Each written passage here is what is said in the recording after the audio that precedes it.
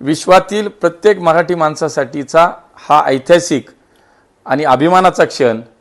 आज आपल्या मराठी भाषेला अभिजात भाषेचा दर्जा मिळाला आणि त्यासाठी आपल्या देशाचे प्रधानमंत्री माननीय नरेंद्रजी मोदी यांचे मी मनापासून तमाम मराठी जनांच्या वतीनं आभार व्यक्त करतो आणि समस्त मराठी जनांचं मनापासून अभिनंदन करतो।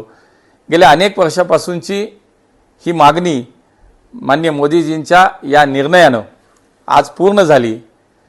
संत ज्ञानेश्वर महाराज आणि संत तुकाराम महाराजांच्या या महाराष्ट्राचा हा गौरव आहे आणि या निर्णयाने आता निश्चितपणे मराठी भाषेचं महत्त्व, मराठी भाषेची प्रतिष्ठा ही अधिक वाढणार आहे।